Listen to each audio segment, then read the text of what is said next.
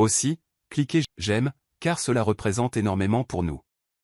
Veuillez vous installer confortablement, vous détendre et savourer cette histoire. Julia Carter naquit par un frais matin d'octobre dans un quartier modeste de la banlieue de Chicago. L'appartement exigu de 2 chambres qu'elle appelait sa maison ne lui parut jamais une limitation. C'était plutôt un témoignage de l'éthique de travail acharnée de ses parents et la promesse tacite que si elle travaillait dur, une vie meilleure l'attendait. Dès son plus jeune âge, Julia fit preuve d'une détermination peu commune.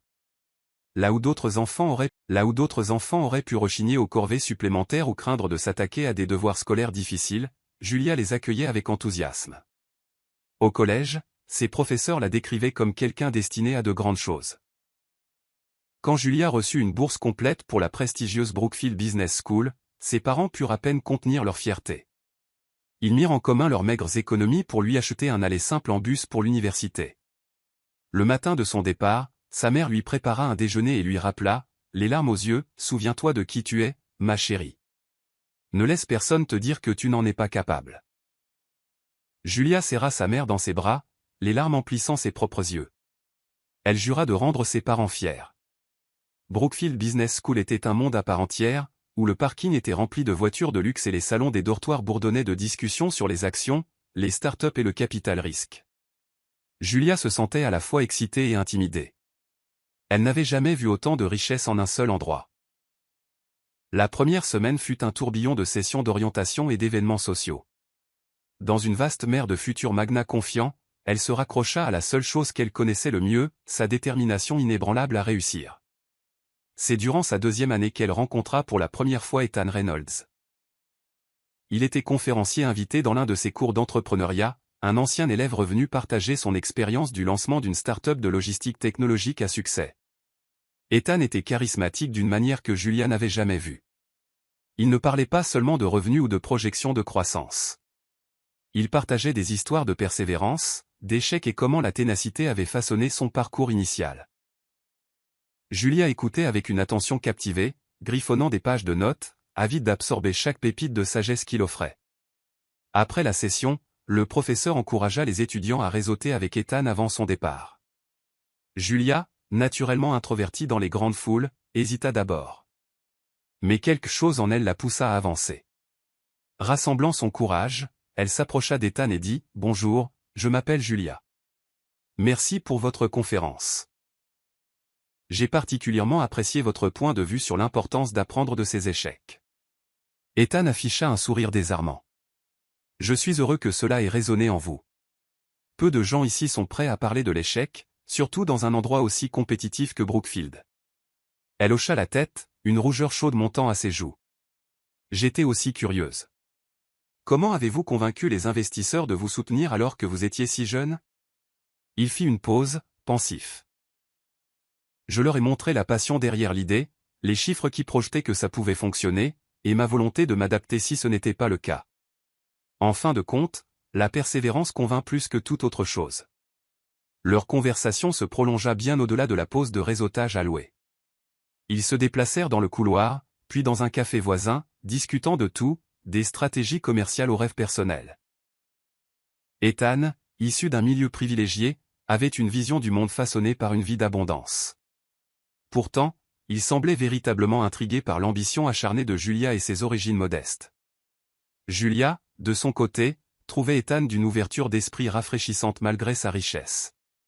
Le temps qu'ils finissent leur tasse de café, une étincelle s'était allumée, une connexion subtile qu'aucun d'eux ne pouvait nommer, mais que tous deux se sentaient poussés à explorer.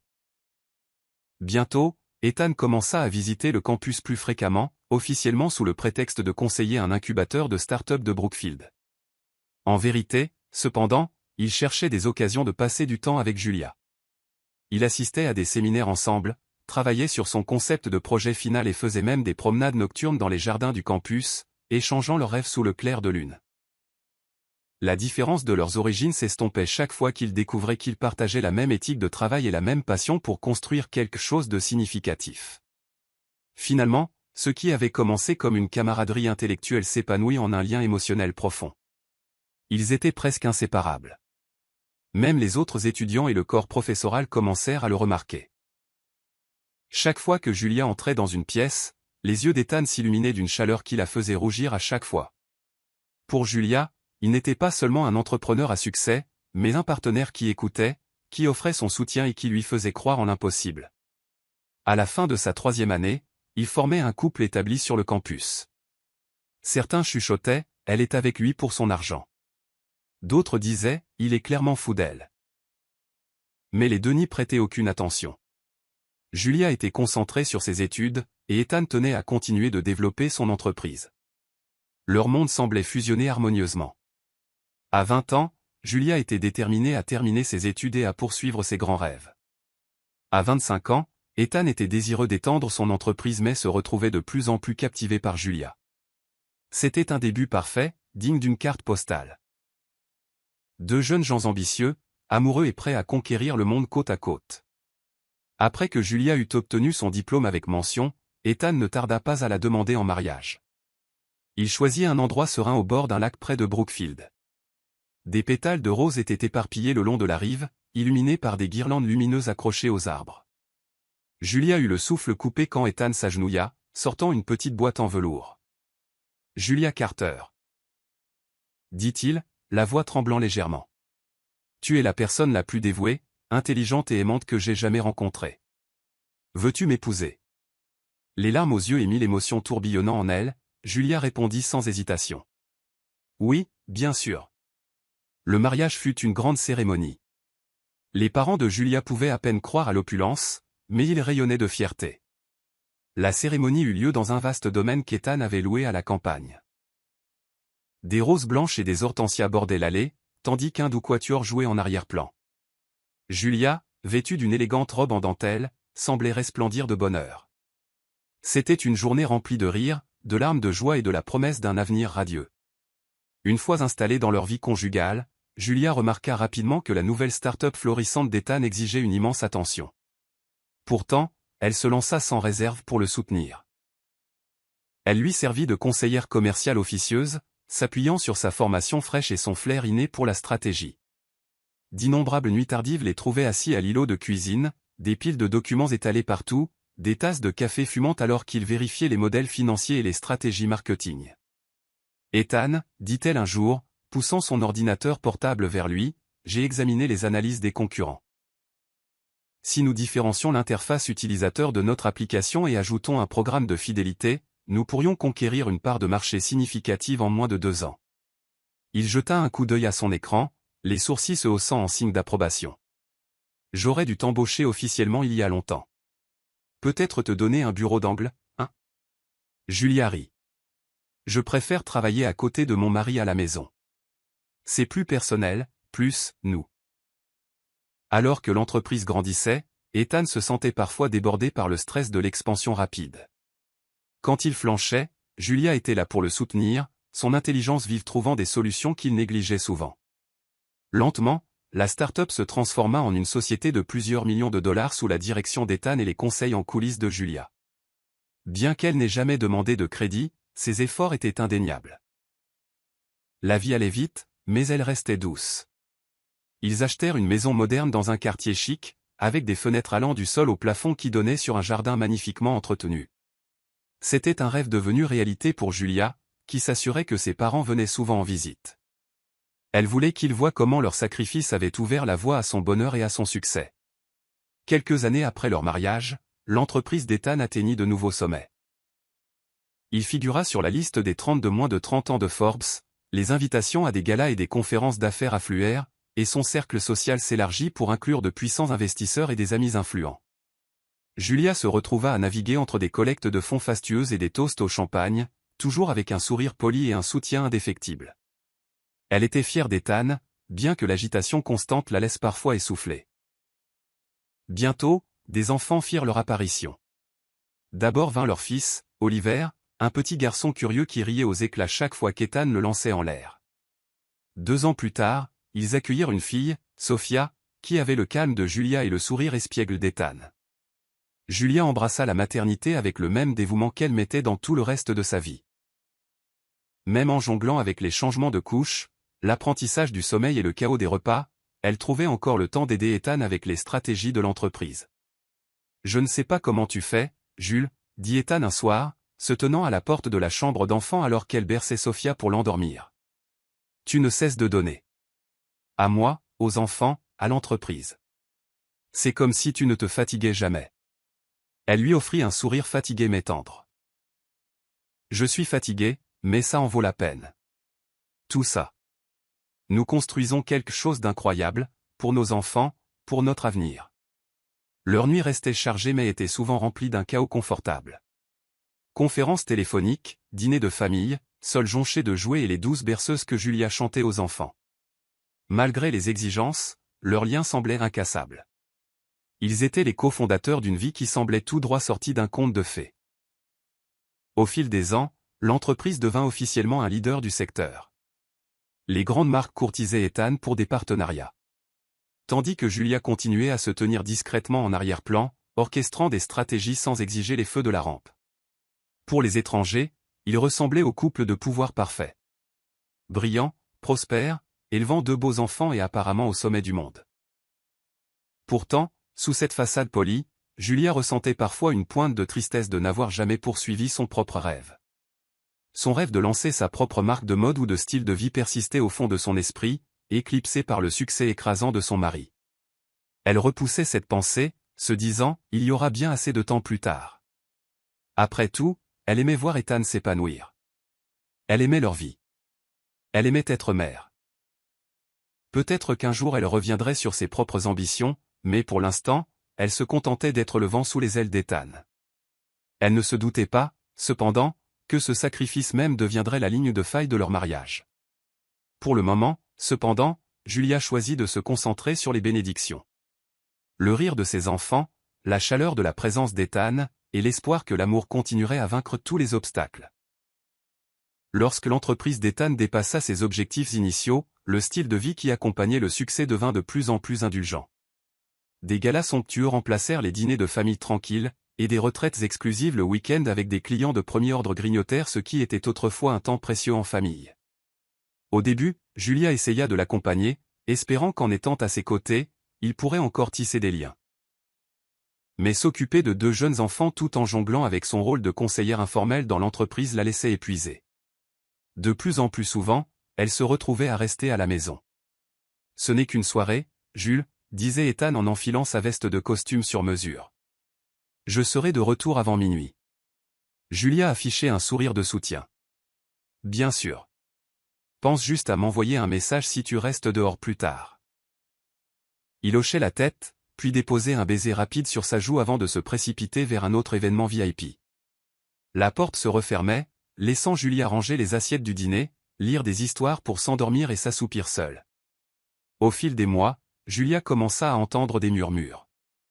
De petits commentaires du personnel et de connaissances selon lesquels Ethan avait été vu avec une nouvelle recrue, sa jeune et incroyablement belle assistante nommée Vanessa. Au début, Julia les écarta. Il est juste amical avec son personnel. Ça fait partie de son travail de mentorer les gens. Elle faisait confiance à Ethan. Mais d'autres rumeurs circulèrent, des déjeuners plus personnels que professionnels, des voyages d'affaires qui se prolongeaient plus que nécessaire, des apparitions d'eux dans des salons huppés bien après les heures de travail. Julia essaya de confronter Ethan avec précaution. Un soir, alors qu'il consultait des messages sur son téléphone, elle rassembla le courage d'exprimer son inquiétude grandissante. « Ethan », commença-t-elle doucement. « Certaines personnes parlent de toi et de Vanessa. Je sais que ce ne sont probablement que des ragots, mais... » Il la coupa, les yeux se plissant d'agacement. « Tu sais comment est cette industrie, Jules. Les gens adorent les scandales. Vanessa n'est que mon assistante, rien de plus. » Ses joues s'empourprèrent d'anxiété, mais elle insista. « Je te crois. C'est juste que, peut-être que tu pourrais essayer de passer moins de temps tard le soir seul avec elle? Ça alimente ces rumeurs. » Ethan leva les yeux au ciel. « Mon Dieu, tu as l'air paranoïaque. » Le cœur de Julia se serra. « Je n'essaie pas de t'accuser. C'est juste, laisse tomber. » Elle se détourna, retenant ses larmes. Il poussa un soupir exaspéré. « Tu ne comprends pas la pression que je subis. C'est comme ça que les affaires fonctionnent à mon niveau. Des réunions et des dîners avec des gens importants, personnel et clients. Tout ne peut pas être un horaire de 9 à 5. » Bien que ses paroles lui aient semblé méprisantes, Julia essaya d'enterrer ses soupçons et de lui faire confiance. Mais avec le temps, Ethan commença à rentrer de plus en plus tard.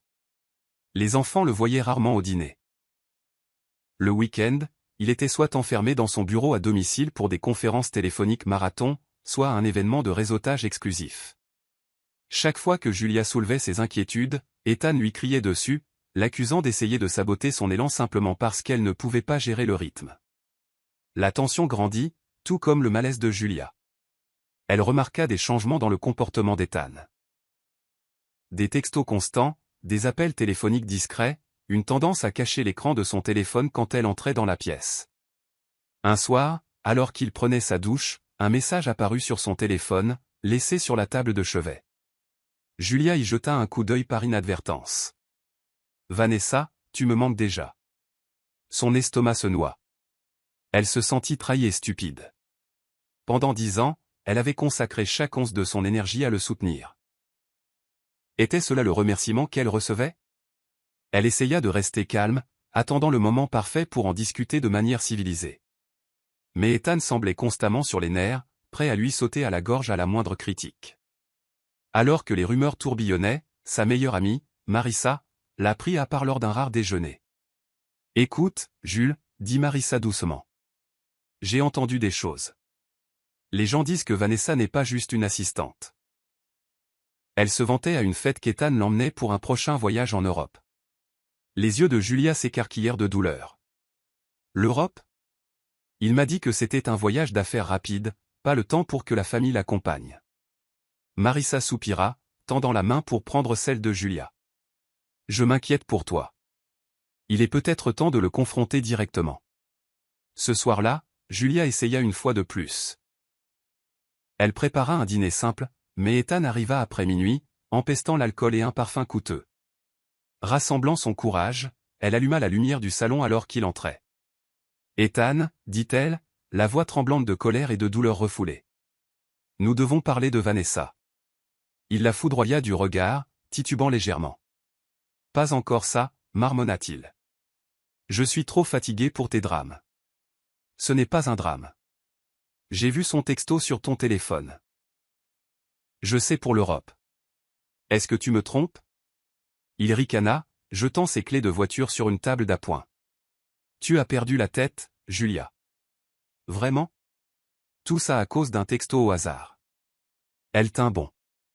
J'ai tant sacrifié pour cette famille, pour toi. Je mérite l'honnêteté. Dis-moi juste la vérité. Ethan la fixa, le visage tordu par la frustration. Puis, il prononça les mots qui allaient briser son monde. Très bien, tu veux la vérité? Oui, Vanessa et moi sommes ensemble. Et devine quoi? Elle ne me harcèle pas tous les soirs. Elle soutient mon travail comme tu n'as jamais pu le faire. Le souffle de Julia se coupa, des larmes coulant sur ses joues. Comment peux-tu dire ça? Je t'ai soutenu pendant une décennie. J'ai aidé à bâtir cette entreprise. Eh bien, plus maintenant, lança-t-il. Tu ne comprends pas? Tu m'as freiné avec toutes tes insécurités. Vanessa est jeune, ambitieuse, et comprend les exigences de ma vie. Cette conversation est terminée. Julia resta là, abasourdie. Ethan partit en trombe dans la chambre d'amis, la laissant briser dans le salon. Son esprit tourbillonnait de souvenirs de la façon dont ils avaient tout construit ensemble. Les nuits tardives, les séances de brainstorming alimentées au café, la croyance inébranlable l'un en l'autre. Était-ce tout un mensonge? Elle pleura jusqu'à l'aube, ayant l'impression que les fondations de toute son existence s'étaient effondrées. Cela marqua la trahison ultime. Elle n'avait pas seulement perdu la fidélité de son mari. Elle sentait qu'elle avait perdu le rêve qu'ils avaient partagé autrefois, le rêve pour lequel elle avait sacrifié ses propres aspirations. Elle ne se doutait pas que le pire était encore à 2 semaines après leur confrontation explosive, Ethan surprit Julia en demandant le divorce le jour de leur 10e anniversaire de mariage. Un huissier se présenta à leur porte, lui remettant les papiers. Le jour de notre anniversaire, pensa-t-elle, incrédule. L'homme qu'elle avait aimé pendant plus d'une décennie avait officiellement bouleversé sa vie de la manière la plus cruelle possible. Plus tard dans la journée, Ethan rentra brièvement à la maison, un endroit qu'il traitait désormais plus comme un hall d'hôtel que comme un espace familial partagé. Il entra d'un pas arrogant dans le salon où elle était assise, engourdie par le choc. « Julia, dit-il platement. Tu as été servie. J'ai pris ma décision. Je passe à autre chose avec Vanessa.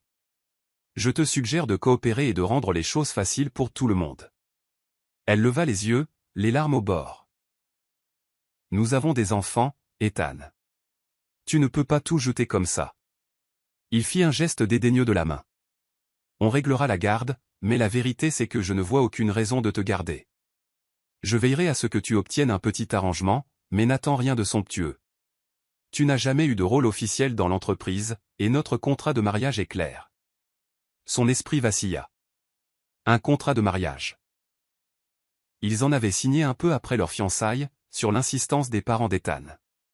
À l'époque, cela semblait être une simple formalité. Tous deux croyaient que leur union était pour la vie. Elle avait été trop naïve, trop amoureuse, pour remettre en question les termes en détail.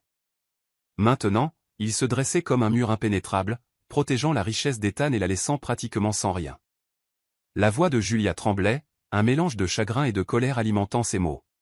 « J'ai abandonné ma carrière pour te soutenir. Tu le sais. Tu ne peux pas prétendre que je n'ai pas aidé à construire cette entreprise. » Il haussa les épaules, les yeux froids. « Aider ? Peut-être. Mais tu n'as pas de parts officielles, n'est-ce pas ? Je t'offre une somme dérisoire parce que je ne suis pas sans cœur. Mais ne me pousse pas, Julia, ou tu finiras avec rien. » Dans le coin de la pièce, Oliver et Sophia apparurent à l'encadrement d'une porte, les yeux remplis de confusion. Ils étaient trop jeunes pour comprendre toute la portée de ce qui se passait, mais ils sentaient la tension. Julia se précipita vers eux, les réconfortant avec une gaieté forcée. Son cœur se brisait à la vue de leurs visages inquiets. Elle savait que, peu importe sa dévastation, elle devait rester forte pour ses enfants. Les semaines suivantes furent un flou de papiers juridiques, d'appels téléphoniques froids des avocats d'Ethan, et d'un sentiment de trahison toujours grandissant. Elle pouvait à peine croire que c'était le même homme qui lui avait promis l'éternité.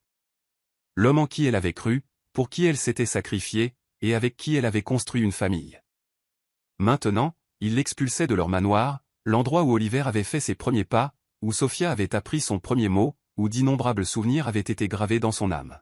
« Mon client exige que Madame Reynolds quitte la propriété d'ici la fin du mois. » déclara l'avocat principal au téléphone. « Nous pouvons organiser un règlement qui inclut un modeste loyer d'appartement pour 6 mois, après quoi Madame Reynolds sera responsable de ses propres finances. » Julia déglutit difficilement. Elle n'avait pas de travail, pas d'économie personnelle à proprement parler. La plupart de leurs actifs étaient au nom d'Ethan, et tous les comptes joints semblaient maintenant magiquement vidés ou inaccessibles. Même les cartes de crédit avaient été annulées. Elle regarda les boîtes qu'elle avait commencé à emballer, remplies de vêtements d'enfants, d'albums photos et d'une poignée d'objets personnels. Elle ressentit un sentiment d'échec écrasant. Comment en était-elle arrivée là? Le jour où elle déménagea, Ethan se tenait dans l'allée, les bras croisés, regardant impassiblement le camion de déménagement être chargé avec ses affaires et celles des enfants.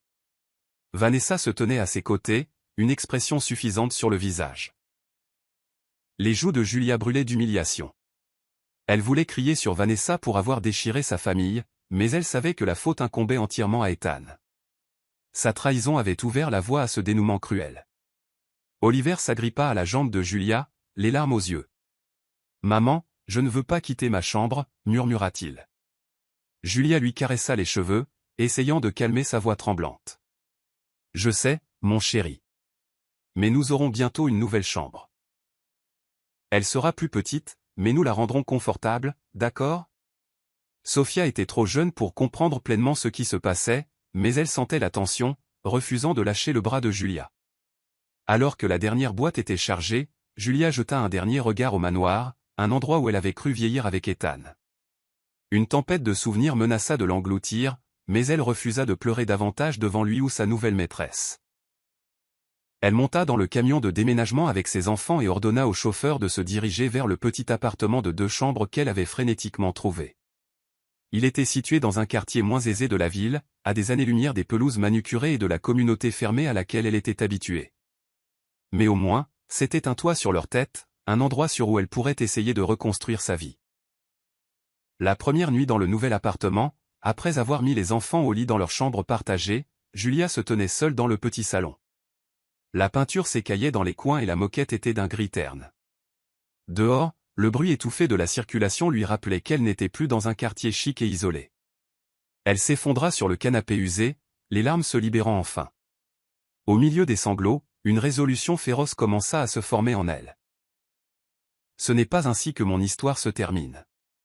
Elle pensa à ses enfants, à combien ils avaient besoin d'elle plus que jamais. Elle se souvint de sa jeunesse, l'étudiante boursière qui refusait d'être intimidée par la richesse. Elle se rappela les nombreuses nuits où elle avait surmonté l'épuisement pour aider l'entreprise d'Ethan à réussir. Si elle pouvait faire ça pour lui, elle pouvait faire quelque chose pour elle-même. Oui, Ethan avait brisé son cœur et l'avait laissé sans le sou. Mais Julia Carter n'allait pas rester à terre. Elle essuya ses larmes et se promit que ce n'était que le début d'un nouveau chapitre. Le chagrin était réel, la douleur inimaginable, mais elle était déterminée à s'en sortir. Pour Oliver et Sophia, pour le rêve qu'elle avait autrefois, et pour le respect de soi qu'Ethan avait tenté de lui arracher, elle se battrait. Avec cette nouvelle résolution, elle se leva, se dirigea vers la chambre des enfants et contempla leurs formes endormies. « Je prendrai soin de vous, murmura-t-elle, la voix tremblante mais résolue. Quoi qu'il en coûte, je créerai une nouvelle vie pour nous. La faible lumière d'un lampadaire extérieur illumina son visage, et pour la première fois depuis le début de la procédure de divorce, elle sentit une lueur d'espoir. À ce moment, elle réalisa que parfois, perdre tout est le seul moyen de découvrir la force qui a toujours sommeillé en vous. La nouvelle vie de Julia dans l'appartement exigu de 2 chambres lui semblait être un univers parallèle. Au lieu de glisser sur les sols en marbre poli de son ancien manoir, elle marchait maintenant sur un linoléum rayé qui grinçait à chacun de ses pas. Elle reconnaissait à peine son propre reflet dans le petit miroir de la salle de bain. Des cernes sous ses yeux témoignaient de nuits blanches remplies d'anxiété et de larmes. Malgré le chagrin, sa priorité absolue restait la même. Oliver et Sophia. Se levant chaque matin à l'aube, Julia préparait un petit déjeuner simple, du porridge ou des œufs brouillés, avant de tirer les enfants du lit. Leur ancienne maison, leur grand jardin et surtout la routine d'avoir papa à la maison leur manquaient. Mais les appels d'Ethan étaient sporadiques et transactionnels, tournant principalement autour de la planification de ses visites ou de plaintes concernant les détails de la pension alimentaire. Julia essayait de masquer son amertume, se concentrant sur le fait de rendre le petit appartement sûr. Elle accrocha des œuvres d'art colorées au mur, plaça de petites plantes en pot sur les rebords de fenêtres et transforma l'heure du coucher en un rituel douillet de lecture et de baisers de bonne nuit chuchotés. Mais les factures la menaçaient de manière inquiétante. Julia n'avait jamais eu à se soucier du loyer auparavant. Maintenant, le paiement mensuel ressemblait à une bombe à retardement. La modeste somme qu'Ethan fournissait en pension alimentaire temporaire couvrait à peine les courses et les charges de base. Un soir, après avoir couché les enfants, elle s'assit à la table de la cuisine, la lumière du plafonnier vacillant, parcourant les offres d'emploi sur son vieil ordinateur portable. Chaque opportunité semblait lui claquer une porte au nez. Qualification préférée. Master ou plus de 5 ans d'expérience. Assistante de direction doit être disposée à voyager beaucoup. Responsable des ventes avec une expérience prouvée dans le commerce électronique. Elle avait les compétences. Après tout, elle avait géré efficacement une grande partie des opérations d'Ethan en coulisses, mais elle manquait de titres officiels ou de références. L'anxiété lui tordait l'estomac. Comment pourrait-elle subvenir aux besoins de ses enfants si personne ne voulait l'embaucher à un niveau qu'elle méritait? Une semaine plus tard, elle se retrouva dans le hall d'une petite agence de marketing, en attente d'un entretien. La réceptionniste, une jeune femme fraîchement diplômée, regarda Julia avec scepticisme. À 32 ans, Julia se sentait vieille en comparaison. Elle portait une jupe crayon qu'elle avait déterrée de ses anciennes tenues d'entreprise et avait fait de son mieux pour dompter ses longs cheveux en un chignon soigné. Pourtant, les rides de stress gravées sur son visage lui donnaient un air las. Dans le bureau du directeur, un homme d'âge mûr et dégarni étudia son CV. « Alors, dit-il en fronçant légèrement les sourcils. Il semble que vous ayez une interruption dans votre emploi formel. Vous avez dit que vous aidiez votre mari avec sa start-up. » Julia essaya de garder sa voix stable. « Oui, pendant près de 10 ans. Je m'occupais de la planification stratégique, de la supervision du marketing et même d'une partie de la gestion opérationnelle. Je peux vous montrer des résultats spécifiques, des métriques de croissance des revenus. Il l'interrompit d'un geste de la main. Mais vous n'étiez pas officiellement sur la liste de paix, n'est-ce pas? Elle sentit son cœur se serrer. Non, mais... Il tapa un stylo contre le bureau, manifestement peu convaincu. Nous vous recontacterons. Julia sortit du bureau, les épaules affaissées. Elle savait d'après son ton qu'un email de rejet arriverait bientôt. Dans le bus pour rentrer, elle regarda par la fenêtre, retenant ses larmes. Avec l'influence d'Ethan dans les cercles d'affaires de la ville, elle craignait que ses candidatures ne se heurtent partout à des portes fermées. Je dois construire quelque chose pour moi-même. Réalisa-t-elle, quelque chose que personne ne pourra m'enlever. Tard ce soir-là, après que les enfants se furent endormis, Julia s'installa sur son canapé avec son ordinateur portable à nouveau. Elle se souvint comment elle avait autrefois caressé l'idée de lancer une marque de mode ou de style de vie. Quelque chose qui combinerait son flair pour les affaires avec sa passion pour le design élégant. Au collège, elle avait esquissé des idées de lignes de vêtements. Ses croquis étaient encore rangés dans un vieux dossier poussiéreux quelque part. Son esprit dériva vers ses expériences de gestion du commerce électronique et des campagnes marketing d'Ethan. Si elle pouvait le faire pour lui, pourquoi pas pour elle-même?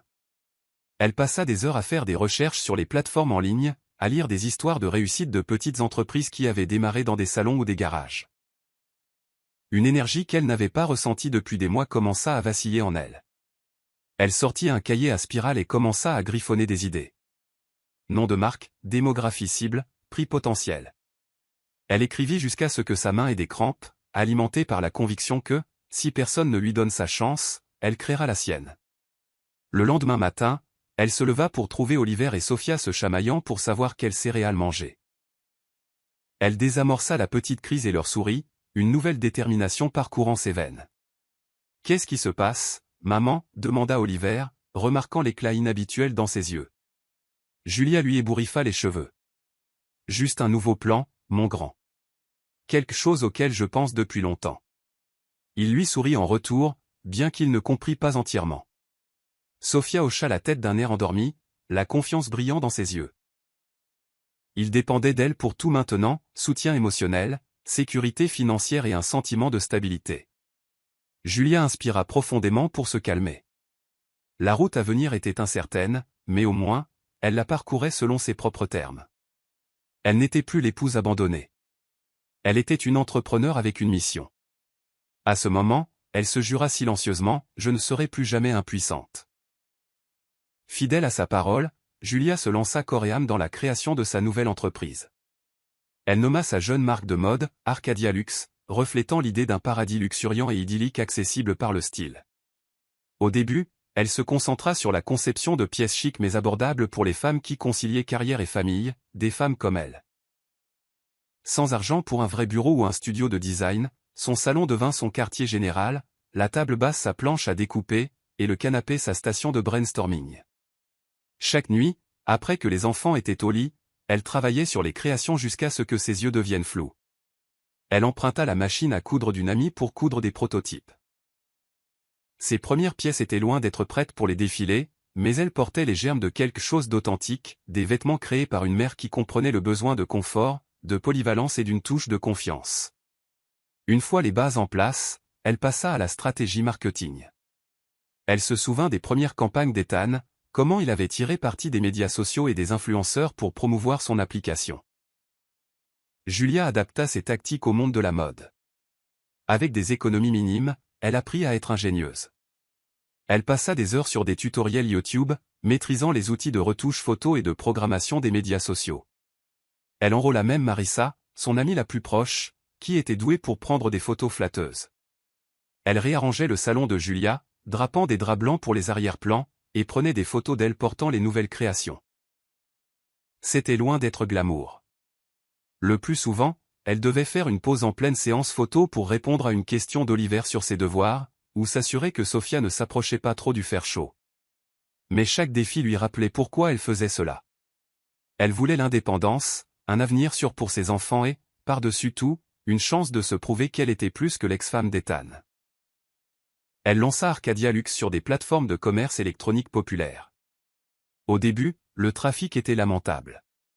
Le premier jour vit une seule vente, probablement un achat de pitié d'une ancienne camarade de classe qui avait vu ses publications sur les réseaux sociaux.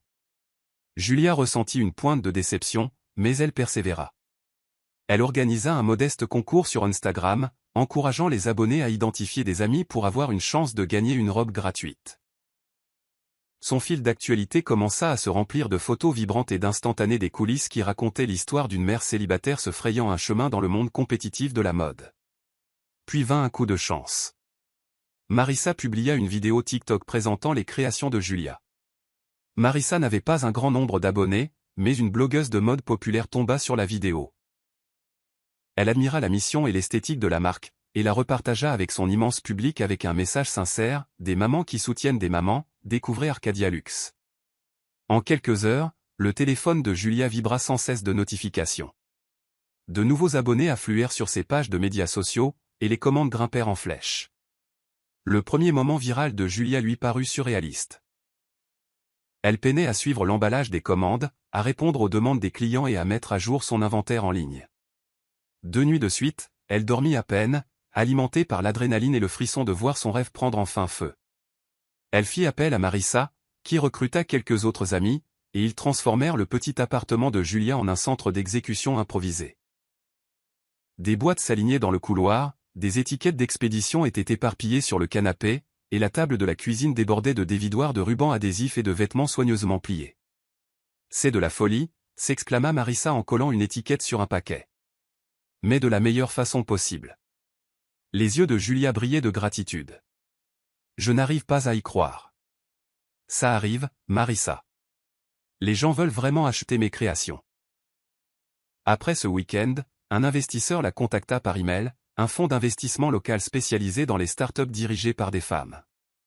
L'email disait « Nous adorons l'élan et l'histoire de la marque Arcadia Luxe. Parlons de la manière dont nous pouvons vous aider à grandir. » Le cœur de Julia battait la chamade alors qu'elle lisait le message à voix haute à Marissa. « C'est ça, Jules », murmura Marissa en la serrant dans ses bras. « Ça pourrait être ta grande chance. » Au cours des semaines suivantes, Julia s'engagea dans une rafale d'appels téléphoniques et de réunions Zoom avec les investisseurs. Elle mit à profit ses connaissances de l'école de commerce, préparant un solide dossier de présentation qui mettait en valeur l'éthique de sa marque, son potentiel de croissance et sa communauté en ligne fidèle. Bien que les chiffres soient encore modestes par rapport aux grandes marques, sa passion et son authenticité transparaissaient. Les investisseurs furent impressionnés par le buzz viral qu'Arcadia Luxe avait généré avec un budget dérisoire. Finalement, l'accord fut scellé. Julia obtint un financement de plusieurs millions de dollars, structuré pour lui donner suffisamment de capital pour augmenter la production, embaucher une petite équipe et étendre ses efforts de marketing. Elle se souvint du jour où l'argent arriva sur son compte professionnel. Regarder le solde lui parut à la fois exaltant et terrifiant. Elle appela d'abord ses parents, s'étranglant d'émotion en partageant la nouvelle. « Ma chérie », la voix de sa mère tremblait de fierté. « J'ai toujours su que tu ferais quelque chose. D'incroyable de toi, nous sommes si fiers. » Plus tard dans la journée, en regardant ses enfants dessiner sur le sol, elle réalisa que pour la première fois depuis des mois, elle ressentait un véritable espoir pour l'avenir. Arcadia Luxe était devenu plus qu'une marque. C'était un véhicule pour sa résilience, un témoignage qu'elle pouvait renaître des cendres de son mariage brisé. Elle n'essayait plus seulement de survivre. Elle s'épanouissait. La prochaine phase se profilait à l'horizon, décider de la meilleure façon d'utiliser les fonds et d'orchestrer une expansion qui pourrait catapulter Arcadia Luxe au rang de nom familier. Mais quoi qu'il advienne, Julia était prête. Elle avait découvert un puits profond de pouvoir en elle-même, et elle avait l'intention d'y puiser jusqu'à ce qu'il n'y ait plus aucun doute qu'elle, et elle seule, contrôlait son destin. Tandis que l'Arcadia Luxe de Julia s'envolait, l'empire d'Ethan commença à vaciller sur des bases instables. Cela commença par de petits signes avant-coureurs, un lancement de produits retardé ici, un investisseur mécontent là. Mais l'excès de confiance aveuglait Ethan. Pour lui, chaque contretemps n'était qu'un obstacle sur la voie d'un succès encore plus grand. Vanessa, autrefois l'assistante enthousiaste, jouait maintenant le rôle de co-stratège dans sa vie. Elle influençait tout, de son style de gestion à ses habitudes de dépenses personnelles. Outre sa beauté éthérée et son charme juvénile, Vanessa avait un penchant pour l'extravagance. Sous son insistance, Ethan emménagea dans une suite pantouse dans un quartier prisé du centre-ville, avec des frais de maintenance mensuels qui rivalisaient avec les revenus d'une petite entreprise. Il commença également à organiser des fêtes somptueuses pour impressionner des investisseurs influents, engloutissant des fonds dans des soirées décadentes qui coûtaient des dizaines de milliers de dollars par nuit. « Que penses-tu de cette tenue » ronronna Vanessa un soir en essayant une robe de créateur aux prix exorbitants. Elle posa devant un miroir en pied dans le dressing du Penthouse. Ethan, parcourant son téléphone, leva les yeux et hocha la tête distraitement. Ça a l'air bien. Elle fit la moue, croisant les bras. Bien. C'est la robe dont tout le monde raffole. De plus, je dois être magnifique au dîner des investisseurs. Les premières impressions comptent, tu te souviens. Il soupira. D'accord, achète-la. Garde juste le reçu. Les lèvres de Vanessa se courbèrent en un sourire triomphant. Ne t'inquiète pas, chérie. On peut tout se permettre. Mais la vérité était bien moins rose. Les expansions rapides d'Ethan s'accompagnaient de frais généraux massifs. Salaire de nouveaux employés, bureaux internationaux et mise à niveau logiciels coûteuses. Les investisseurs qui autrefois affluaient vers lui commencèrent à remettre en question la durabilité de son développement rapide. Le moral au sein de l'entreprise déclina également. Les employés de longue date regrettaient l'influence stabilisatrice de Julia. Elle avait été la personne accessible qui résolvait les problèmes, alors que Vanessa dégageait un air de suffisance, n'interagissant que rarement avec le personnel, sauf pour critiquer ou exiger. Pendant ce temps, des chefs de service mécontents transmettaient discrètement leurs préoccupations au conseil d'administration. Ils citaient des dépassements de budget, une mauvaise gestion et un leadership chaotique. Depuis qu'Ethan s'est mis avec cette femme. Confia un cadre supérieur à un autre, cet endroit est une bombe à retardement. Ethan ignora les signaux d'alarme croissants. Il était trop occupé à étaler sa richesse et son statut, souvent accompagné de Vanessa lors de voyages d'affaires qui servaient aussi de vacances somptueuses. Il voyageait en première classe, séjournait dans des hôtels 5 étoiles et sirotait du champagne tout en finalisant des contrats lors de dîners aux chandelles. Mais la vanité et la complaisance prirent le pas sur une surveillance diligente. Lorsque des clients clés commencèrent à se plaindre de logiciels bogués et d'un support client peu réactif, Ethan les rejeta comme étant trop critiques. Pourtant, les signes étaient trop flagrants pour être ignorés éternellement. Un investisseur majeur menaça de se retirer si l'entreprise n'atteignait pas ses objectifs du troisième trimestre. Les concurrents, autrefois loin derrière, commencèrent à lancer des produits supérieurs à des coûts inférieurs. Le directeur financier d'Ethan organisa une réunion tendue, soulignant la marge dangereusement mince entre les revenus et les dépenses. Ethan, notre taux de combustion s'accélère. Si nous ne réduisons pas les coûts, nous serons en grande difficulté d'ici 6 mois, avertit le directeur financier, poussant une feuille de calcul sur la table de conférence. Ethan fronça les sourcils. Détends-toi. Nous avons de nouveaux financements à l'horizon. De plus, nous ne pouvons pas nous permettre d'avoir l'air bon marché devant des clients potentiels. Vanessa intervint, agitant ses ongles fraîchement manucurés. Il a raison. L'image est tout dans ce marché. Le directeur financier tenta de raisonner avec eux, mais se heurta à des visages de pierre. Frustré, il quitta la réunion en pensant « Nous sommes au bord du gouffre » et il s'en fiche. Pendant qu'Ethan luttait, la nouvelle de la marque de mode florissante de Julia parvint à ses oreilles. Au début, il ricana de dérision. Arcadia Luxe. Est-ce qu'elle vend des vêtements dans une boîte en carton? Mais alors que le nom de la marque continuait d'apparaître sur les réseaux sociaux et dans les nouvelles économiques locales, une envie rongeante commença à s'installer. Des investisseurs qui l'avaient autrefois courtisé partageaient l'histoire de réussite de Julia, la louant pour avoir bâti une entreprise florissante à partir de rien. Un après-midi, seul dans son bureau élégant, Ethan parcourut un article en ligne mettant en lumière l'ascension fulgurante d'Arcadia Luxe. Une photo de Julia, posée et confiante dans l'une de ses robes emblématiques, le fixait. Le titre disait « De la trahison à la femme d'affaires, le retour triomphal de Julia Carter ». Ethan ressentit une pointe de culpabilité, ainsi qu'un ressentiment latent. Elle utilise notre drame conjugal pour propulser son histoire, n'est-ce pas? Sa mâchoire se serra à cette pensée. Il ferma brusquement son ordinateur portable juste au moment où Vanessa entrait nonchalamment, brandissant une invitation à un événement sur papier glacé. « Chérie, il y a cette énorme réception de réseautage la semaine prochaine. Tous les plus grands acteurs y seront. Nous devons nous montrer avec style. » Ethan força un sourire. Bien sûr. Envoie la réponse. Mais une graine de malaise avait germé. Son empire n'était pas invincible, après tout. En fait, il s'effilochait. Et Julia, la femme qu'il avait rejetée, prospérait sans lui. Pour la première fois depuis qu'il l'avait mise à la porte, Ethan eut le sentiment lancinant qu'il l'avait peut-être sous-estimé. Qu'il avait peut-être fait le mauvais choix. Pourtant, l'orgueil ne le laissait pas l'admettre ouvertement. Il masqua sa panique grandissante par le déni, se disant que la seule reconnaissance de sa marque suffirait à traverser n'importe quelle tempête. Pourtant, une faible voix au fond de son esprit murmurait « Tu perds le contrôle ». Il ignora cette voix, refusant de voir les fissures s'élargir sous ses pieds. Car les reconnaître serait concéder qu'il avait perdu le contrôle. Et que Julia, loin d'être la partenaire insignifiante qu'il croyait autrefois, aurait pu être la cheville ouvrière qui tenait tout ensemble. Julia n'aurait jamais imaginé se retrouver sur la scène principale d'un sommet d'affaires de haut niveau, prononçant un discours d'ouverture sur l'entrepreneuriat.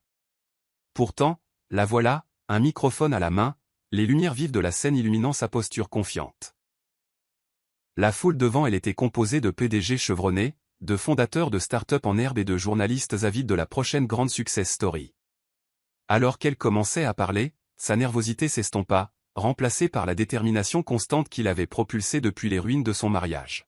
« Merci de m'accueillir », s'adressa-t-elle au public, la voix claire. « Je suis Julia Carter, fondatrice d'Arcadia Luxe. J'ai lancé mon entreprise dans un petit appartement avec 2 enfants et très peu d'argent. Aujourd'hui, nous nous développons à l'échelle mondiale, tout cela parce que j'ai refusé d'abandonner un rêve, même lorsque la vie semblait impossible. » Des applaudissements tonitruants emplirent la salle. À ce moment, Julia ressentit une vague de validation. Chaque nuit blanche, chaque rejet qu'elle avait enduré, l'avait menée à cette scène. Parmi la mer de visages, elle aperçut ses parents, souriant à travers des larmes de fierté. Marissa était là aussi, l'acclamant depuis le premier rang. Elle crut même entrevoir une silhouette familière près de la sortie. Grand, les épaules larges, et portant une expression hantée. Mais les lumières étaient trop vives, et la silhouette disparut avant qu'elle ne puisse en être sûre. Après son discours, elle quitta la scène, assaillie par une file de participants enthousiastes. Ils lui posèrent des questions sur la chaîne d'approvisionnement d'Arcadia Luxe, ses stratégies marketing et comment elle conciliait la maternité avec la gestion d'une marque mondiale. Elle distribua des cartes de visite, reconnaissante de partager les connaissances qu'elle pouvait. L'énergie était électrique. Quelques heures plus tard, dans un salon privé réservé aux conférenciers, elle sirotait de l'eau minérale et massait ses pieds endoloris. Les talons n'avaient jamais été ses préférés, mais ils faisaient partie du métier. Soudain, elle entendit une voix derrière elle. Elle se retourna, et là se tenait Ethan. Il avait l'air différent, plus mince, plus tendu, avec des ombres sous les yeux. Instantanément, son cœur s'emballa, un tourbillon de vieilles émotions remontant à la surface.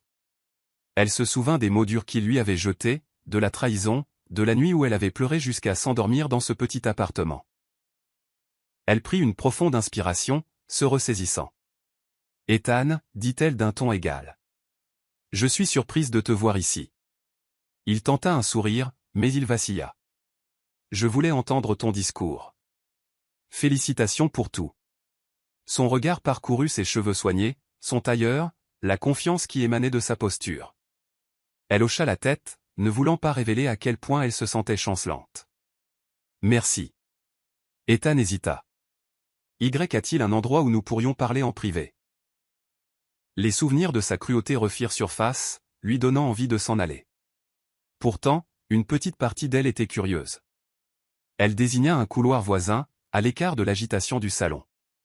Ils se tinrent près d'une grande fenêtre donnant sur les toits de la ville, le soleil déclinant, peignant tout en or. « Comment vas-tu » s'aventura-t-il maladroitement. Julia pencha la tête, scrutant son visage. « Je vais bien. Les enfants vont bien. Et toi ?» Sa voix vacilla. « J'ai connu des jours meilleurs. L'entreprise traverse des difficultés. Les investisseurs se retirent. Vanessa, eh bien, les choses ne se passent pas très bien de ce côté-là non plus. » Il détourna le regard, se raclant la gorge. « Je ne t'ai jamais remercié pour tout ce que tu as fait pour moi. Construire la start-up, être là pour la famille. Je suppose que j'ai juste supposé que tu serais toujours là. Elle serra la mâchoire, un tourbillon de colère et de pitié se battant en elle. Oui, eh bien, tu as clairement fait savoir que tu n'avais plus besoin de moi. Il se rapprocha, la voix teintée de désespoir. J'ai eu tort, Julia. Je le vois maintenant. Tu étais la véritable colonne vertébrale de l'entreprise et de ma vie. J'ai fait une erreur. Quelle partie, intervint-elle, sa voix calme mais ferme. Me mettre à la porte avec les enfants, ou me tromper avant ça? Il grimaça comme si ces mots étaient un coup physique. Je sais que j'ai tout gâché. J'ai presque tout perdu. Je ne suis pas là pour trouver des excuses, mais j'espérais. Peut-être que tu peux m'aider. Juste pour le bon vieux temps. Si nous nous associons à nouveau, je suis sûr que le conseil d'administration investirait dans un redressement. Julia l'étudia. Se souvenant du jour où elle avait aspiré à la moindre reconnaissance de ses contributions, comment elle avait autrefois chéri sa validation. Maintenant, la balance avait complètement basculé. C'est le changement de pouvoir ultime, pensa-t-elle. Il vient me demander de l'aide. Elle ne se délectait pas de la vengeance pour la vengeance, mais elle ne pouvait ignorer le souvenir de ses paroles froides, ni la façon dont il l'avait mise de côté. Elle avait trouvé sa propre force sans lui. Et ses enfants s'étaient adaptés à une nouvelle vie, libérés des déceptions quotidiennes. Prenant une profonde inspiration, elle parla. Je suis désolé pour ce que tu traverses, mais j'ai ma propre entreprise à gérer, des employés à payer, une marque à développer. Je ne peux pas perdre mon temps à te sauver de tes choix. Il parut dévasté, comme s'il s'accrochait à une dernière lueur d'espoir. Julia. Sa voix s'adoucit, mais la résolution demeura. C'est fini, Ethan. Tout ce que nous avions a pris fin le jour où tu as jeté notre mariage et notre famille. Je respecterai toujours les bons moments que nous avons partagés, mais je ne vais pas me sacrifier pour te sauver. Plus maintenant. Il baissa les yeux, les siens brillants. Je comprends. Ils restèrent en silence un instant, la tension épaisse. Puis elle hocha la tête sèchement et s'éloigna, le laissant là, près de la fenêtre, les épaules affaissées de défaite. En retournant dans le salon, un mélange d'émotions tourbillonnait en elle. Colère, tristesse, et un sentiment de paix inattendu. Elle avait fait face à l'homme qui avait autrefois écrasé son esprit, et cette fois, c'est elle qui détenait tout le pouvoir. Pour Julia, il ne s'agissait pas de jubiler. Il s'agissait de reconnaître le chemin parcouru. Elle retourna vers la foule animée, déterminée à se concentrer sur son avenir. Que Ethan gère les conséquences de ses propres erreurs. Elle avait un monde à conquérir, et elle avait l'intention de le faire selon ses propres termes. Dans les semaines qui suivirent, le monde d'Ethan s'effondra davantage. Il perdit plusieurs contrats clients importants, et avec eux, la confiance de ses investisseurs restants. Son directeur financier démissionna, citant un leadership non professionnel, et bientôt le conseil d'administration intervint pour mener une enquête interne. Des rumeurs circulèrent dans la presse financière, dépeignant Ethan comme une étoile montante déchue par des décisions imprudentes. Vanessa, sentant que le navire coulait, s'aligna discrètement avec un riche magnate de l'immobilier avec qui elle flirtait en cachette. Un soir, Ethan rentra au Penthouse pour la trouver en train de faire ses valises de créateur, chaque sac rempli des articles coûteux qu'il lui avait achetés. Elle ne lui accorda qu'un regard dédaigneux avant de franchir la porte, le laissant avec un appartement de luxe vide et des factures impayées. La faillite devint une réalité imminente. Les avocats exhortèrent Ethan à envisager la liquidation, car le marché ne faisait plus confiance à son leadership. Les investisseurs lui firent une dernière offre, démissionnez de votre poste de PDG, et peut-être pourrons-nous sauver ceux qui restent. Désespéré, Ethan accepta, cédant ses actions de contrôle à une fraction de leur valeur initiale. Du jour au lendemain, il passa du statut de magnate millionnaire à celui d'exemple à ne pas suivre dans les cercles d'affaires. Pendant ce temps, Arcadia Luxe de Julia connut une croissance exponentielle. La nouvelle injection de capital lui permit d'ouvrir un studio de design et d'embaucher des tailleurs, des designers et des experts en marketing professionnel. Elle installa un showroom dans un quartier branché de la ville, où les clients pouvaient découvrir Arcadia Luxe en personne. Les commandes affluèrent, et la marque s'étendit aux accessoires, sacs à main, écharpes, et même des bijoux minimalistes. Les magazines et les publications en ligne se bousculaient pour des interviews. L'histoire de Julia résonnait auprès des lecteurs, une femme qui avait tout perdu, reconstruit sa vie et triomphé. Un article particulièrement révélateur intitulé « De l'épouse à la Titan, l'ascension imparable de Julia Carter » circula largement, renforçant encore plus le profil de la marque. Le destin voulut qu'une opportunité d'affaires inattendue se présente. Une chance d'acquérir l'ancienne entreprise d'Ethan. Un conglomérat plus important avait pris le contrôle mais était désireux de vendre ses actifs défaillants. Le nom de Julia apparut sur une courte liste d'acheteurs potentiels, bien que personne ne s'attendît vraiment à ce qu'elle fasse une offre. Pourtant, l'idée lui trottait dans la tête. Posséder l'entreprise même dans laquelle elle avait investi une décennie de sa vie lui semblait être une fin poétique à toute la douleur. Son conseil consultatif pesa le pour et le contre. C'est un risque, dit un membre en tapotant un stylo sur la table. La réputation de l'entreprise est en lambeaux. Mais si quelqu'un peut la redresser, c'est bien vous. Marissa fut plus directe lors de leur café matinal. Tu réalises que c'est la plus douce des vengeances imaginables, n'est-ce pas? Prendre la pleine propriété de l'empire dont Ethan t'a chassé. Julia sirota son latte, les yeux pensifs. Ce n'est pas seulement une question de vengeance. Une partie de moi veut une conclusion.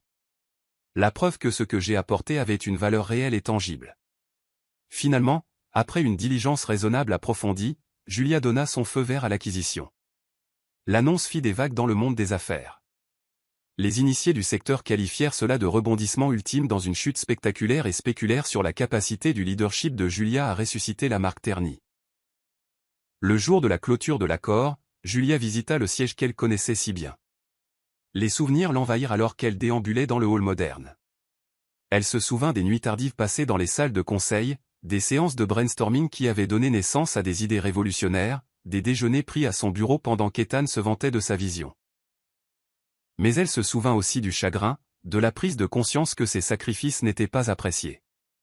Une poignée d'employés la reconnurent immédiatement, la saluant avec étonnement et respect. Certains applaudirent. D'autres, en particulier ceux qui avaient enduré le chaos sous le déclin d'Ethan, semblaient pleins d'espoir. Lors de son bref discours au personnel assemblé, elle dit « Je connais le véritable potentiel de cette entreprise. Nous allons reconstruire, innover et restaurer votre foi dans le leadership. Ensemble, nous transformerons cet endroit en quelque chose d'encore plus grand qu'avant. » Des applaudissements résonnèrent dans les couloirs. Dehors, le soleil brillait, se reflétant sur la façade de verre. Julia sentit une vague de détermination. Il ne s'agissait pas d'humilier Ethan, mais de se prouver à elle-même et à tous les autres que son intelligence et son dévouement pouvaient ramener un navire en perdition vers des eaux plus calmes. Plus tard dans la soirée, elle se tenait dans le bureau d'angle qui avait été autrefois le domaine d'Ethan. Être du sol au plafond offrait une vue imprenable sur les lumières de la ville. Elle jeta un coup d'œil aux meubles luxueux et aux papiers éparpillés laissés derrière. Soigneusement, elle retira l'ancienne plaque nominative d'Ethan du bureau. Ethan Reynolds, fondateur et PDG. La mettant de côté, elle posa sa propre nouvelle plaque, Julia Carter, présidente et directrice générale. À ce moment, elle s'autorisa un sourire tranquille. J'ai construit cet endroit une fois, et je peux le faire à nouveau. Les murs silencieux témoignaient d'une victoire que peu auraient cru possible il y a un an à peine. Certes, la marque avait besoin de beaucoup de travail, et elle était déjà occupée à diriger Arcadia Luxe. Mais avec une équipe compétente et sa résolution inébranlable, elle était certaine de pouvoir gérer les deux entreprises. Après tout, elle était déjà sortie d'un gouffre plus profond, armée seulement d'espoir et de détermination. Maintenant, elle avait des ressources, un personnel talentueux et un réseau de soutien florissant. La nouvelle plaque nominative brillait sous la lumière du bureau, un symbole de triomphe né du chagrin. Elle inspira, laissant le sentiment d'accomplissement l'envahir. Tout autour d'elle se trouvait le doux et indéniable parfum de la justice poétique. Ethan avait essayé de l'enterrer, mais au lieu de cela, elle s'était épanouie, et maintenant, elle se tenait au sommet d'un sommet qu'il avait autrefois revendiqué comme le sien. Les mois passèrent, et Julia jonglait habilement avec les responsabilités de diriger Arcadia Luxe tout en revitalisant l'ancienne entreprise d'Ethan, désormais rebaptisée sous une nouvelle direction avant-gardiste. Elle embaucha des cadres expérimentés qui partageaient sa vision d'une innovation éthique et de la priorité au bien-être des employés et des clients. La culture d'entreprise s'améliora de façon spectaculaire. De nouveaux partenariats, autrefois impensables compte tenu de la réputation ternie de l'entreprise, furent négociés sous la direction de Julia. Petit à petit, la marque retrouva son équilibre, surprenant les sceptiques qui l'avaient jugé irrécupérable. Au milieu de ces changements tourbillonnants, Julia ne perdit jamais de vue son rôle le plus important, mère d'Oliver et de Sophia. Ses enfants s'adaptèrent à leur nouvelle normalité, passant à son bureau ouvert après l'école, jouant dans un coin pour enfants désigné pendant qu'elle terminait des réunions tardives. Avec un emploi du temps plus flexible, Julia trouva le temps pour les dîners en famille, les sorties du week-end et les histoires du soir. Elle ne se sentait plus comme si elle menait une bataille perdue d'avance. La montée était encore raide, mais maintenant elle grimpait avec confiance, alimentée par un sentiment de but. Pendant ce temps, Ethan sombrait davantage dans l'obscurité. Il avait vendu son Penthouse pour rembourser d'énormes dettes et avait emménagé dans un modeste appartement en périphérie de la ville. Peu de gens dans le milieu des affaires lui rendaient ses appels. Sa crédibilité était anéantie. Lors d'une rare visite le week-end, Oliver mentionna nonchalamment que papa avait l'air triste et que son nouvel appartement sentait la pizza rassis. Julia résista à l'envie de faire un commentaire cinglant. Elle se concentra sur le réconfort de son fils, lui rappelant que le divorce signifiait que les deux parents menaient désormais des vies séparées. Un après-midi ensoleillé, Julia se retrouva à siroter une tisane sur la terrasse de son Penthouse nouvellement acquis, un espace exquis qui offrait une vue panoramique sur la ville. Son téléphone vibra avec un SMS, « Dîner ce soir ?» Elle sourit.